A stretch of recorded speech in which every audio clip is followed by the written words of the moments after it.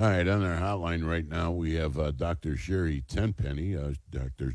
Tenpenny's been on numerous times with us over the years and of recent because of all the crazy stuff going on. Dr. Tenpenny, another day in paradise, huh? Another day in the Matrix, Trev. Yes. And doctor, the problem that I am having, but I understand this. So I'm having the problem, but I understand the problem. So maybe that doesn't make any sense. But doctors are not all of the same opinion. That's why they'll tell you sometimes get a second opinion, a third opinion. Doctors have different viewpoints on things, and there's nothing wrong with that. That it's just like any most other occupations. There's different viewpoints. Am I right or wrong on that, doctor? No, I think it's true. I mean, it's based on education. It's based on interest. It's based on your experience. And the problem with what we're seeing right now with this new mask mandate that they've done in Cuyahoga County is that there's no science to back it. There's no law to back it. It's a recommendation. And the people that are wearing the mask outside in this hot weather, 95 degrees, air quality control index, because it's so hot, the oxygen level in the air is already lower, and the amount of particulate matter in terms of pollen and dust is higher. So under the best of circumstances, with normal lungs, it's difficult to breathe. By putting this mask mandate on people to be outside without anything to back it up, not paying a bit of attention to any of this data, the statistics, or even the science, is just fraud. It is totally amazing. I mean, I have a hard time wearing a mask. In fact, you go outside today, it's tough to breathe. I mean, I was just outside now because I'm doing my show from home. It's literally like an oven out there. I can just imagine people that have to wear a mask for 8 hours a day working. I understand they're working in air conditioning and stuff like that, but it's not easy to wear a mask, is it, Doctor? No, it's not. It's not easy to wear a mask in like you said, inside, in the best of circumstances with air conditioning. Now this mandate to where you go outside to walk your dog and you're outside in the summertime with this heat, that we're supposed to wear a mask because somehow that protects me from spreading something I don't have to you. I mean, the entire thing, Trev, I've done over 140 interviews in the last 10 weeks, and some of them were 2 and 3 and 4 hours long. So, in our limited time, I don't have time to go into a lot of the details and the things that I know from the medical science. But I do know that what they are asking us to do in terms of these masks and all of the now you're supposed to not serve people if they come into your business without wearing a mask, and to make people wear them outside, I think that the only thing that they're doing is harming people's health. And I think that that somebody needs to be calling this out. And maybe I'm the only one that's standing up for the rights of American people to say, no, I'm not going to do this. This is just going to make me sicker. And it does nothing to prevent infection. In fact, on July the 6th, the CDC came out with an article that said that there are so few COVID-related deaths and so few deaths related to the SARS-CoV-2 virus right now. We're at the point of saying that it's not even an epidemic anymore. And yet, as of Monday, we have to wear a mask to go take our dogs for a walk. There's something terribly wrong with that. Dr. Tenpenny, is it true? I mean, because again, I don't know what is true, but is it true that the cloth masks, the particles, if you sneeze or cough or something, go through those masks? Is that true or not? There's several different kinds of masks. The least effective of them all is cloth masks. And they were only recommended in third world countries that couldn't afford to get higher quality masks, such as surgical masks and the N95 mask. And even those are faulty. They don't block all the viruses. And this SARS-CoV-2 virus, what we do know about it is that it's teeny tiny. It's a really small virus. So there really isn't any mask that protects you from transmitting it out if you're sick or from inhaling it in if you're healthy. I read an article today that I thought it was just one of the best quotes I think I've ever read, and it was from a gentleman he's a PhD researcher, epidemiologist, and inside of the article it says those young and healthy people who currently walk around with a mask on their faces would be better to wear a helmet because the risk of something falling on their head is greater than that of getting a severe case of COVID-19. I had Dr. to chuckle at Tenpenny, that. I had to yeah. chuckle at that, but I thought it was really true.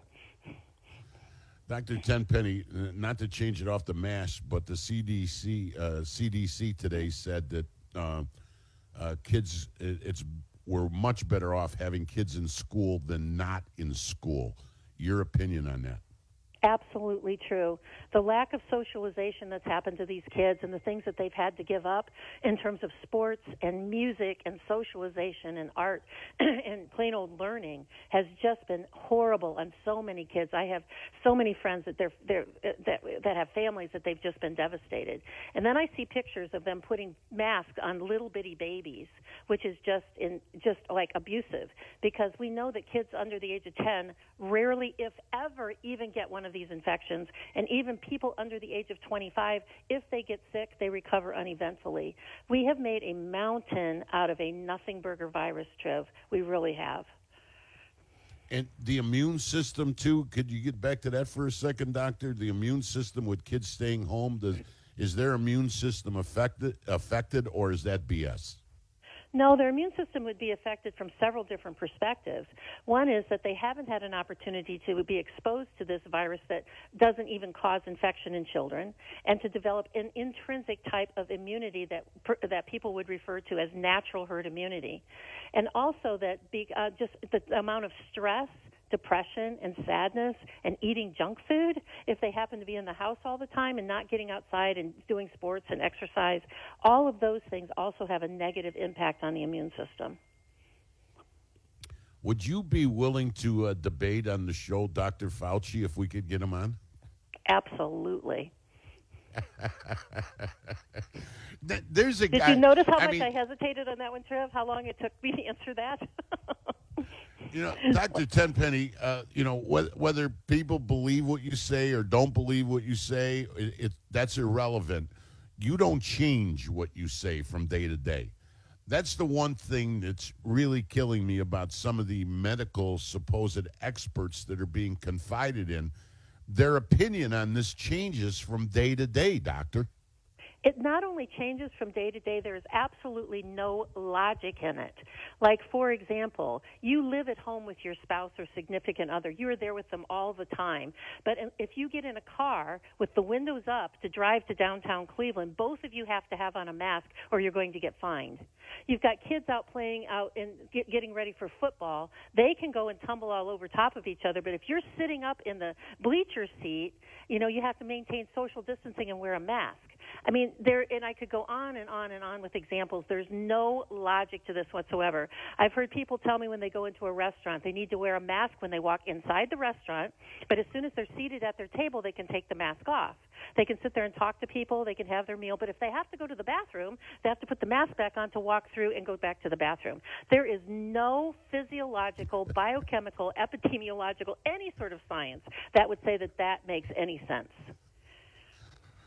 Plus, Doctor, there's no mask police either to enforce this. I mean, a lot of police departments have said, listen, we got too much on our plate to be worried about if someone's wearing a mask or not.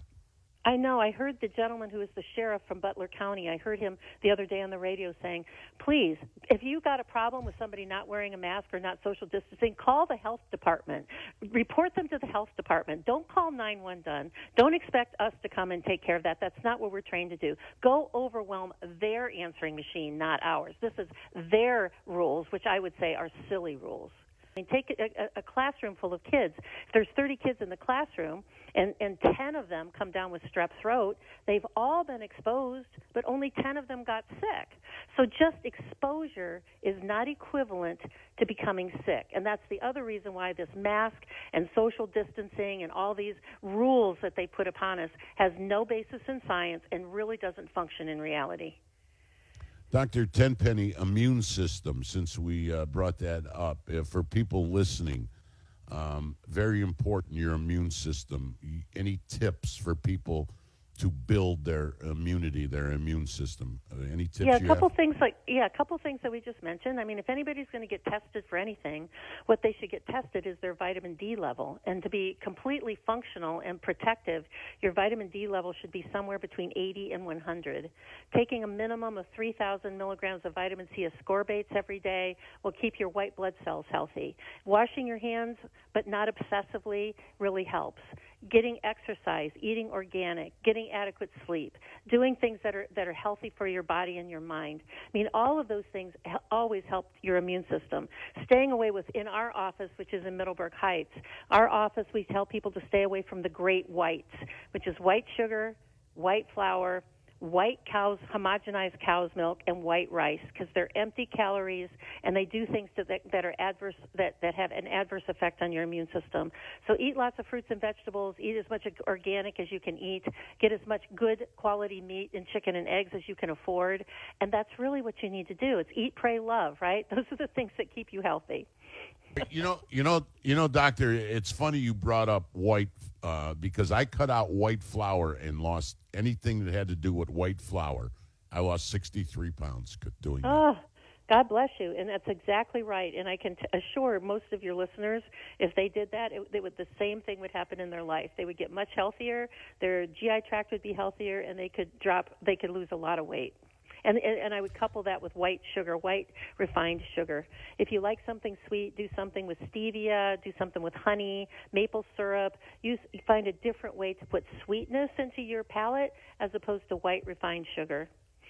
Wash your hands, eat right, stuff like that. Anything, coronavirus, the social distancing. No. Anything? No. We didn't. Listen, Trev, we didn't do this last year, and we've never done it for influenza, which kills many more people. We had 65,000 deaths last year in the United States alone from influenza.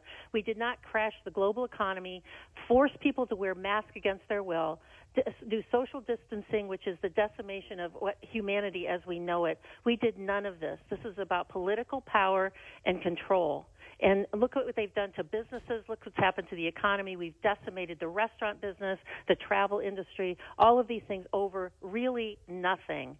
Yes, there is a virus that has made a small subset of people sick. We know that the death rate is less than 1.4% globally. I mean, many more people die of influenza, hepatitis B, tuberculosis, a lot of other infectious diseases. And this is just something that has decimated our society.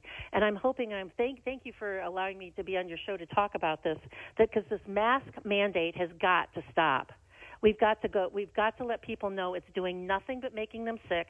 I'm going to have a paper ready by tomorrow that looked at 90 articles from peer-reviewed literature showing that masks don't do anything to keep you from sucking in virus and you from transmitting virus.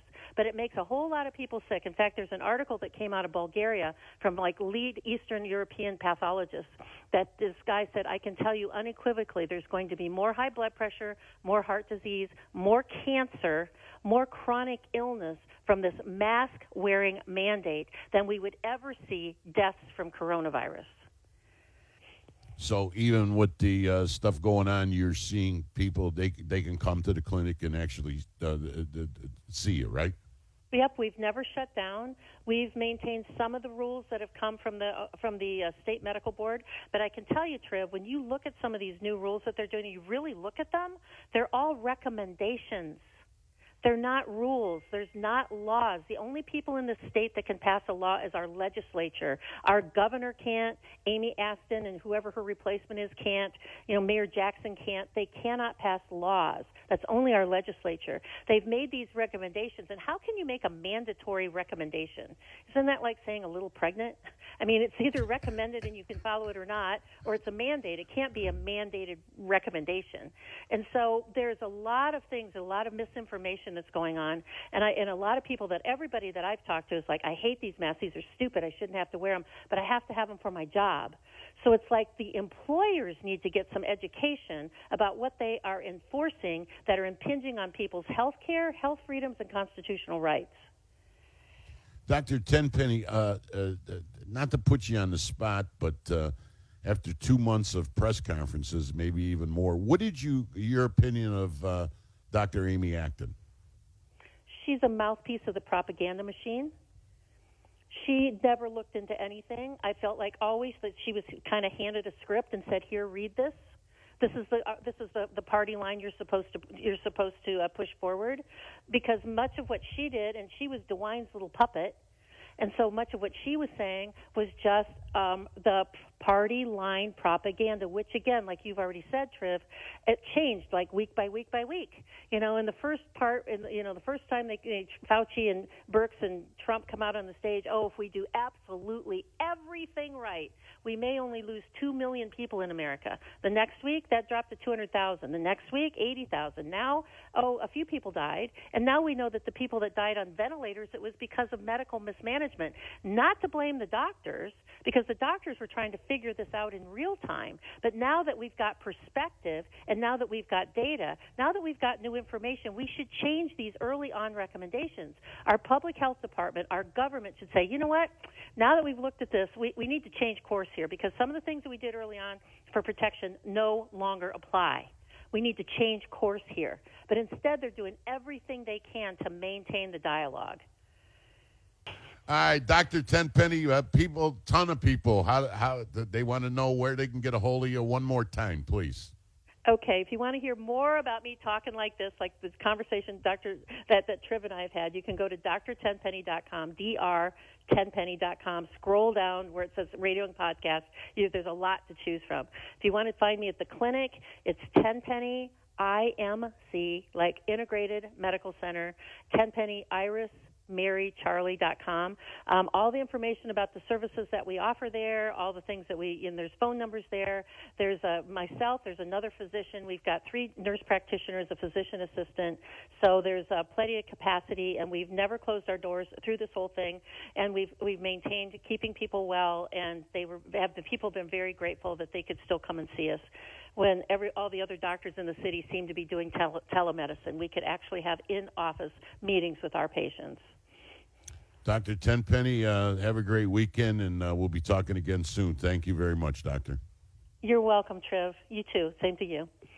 Take care.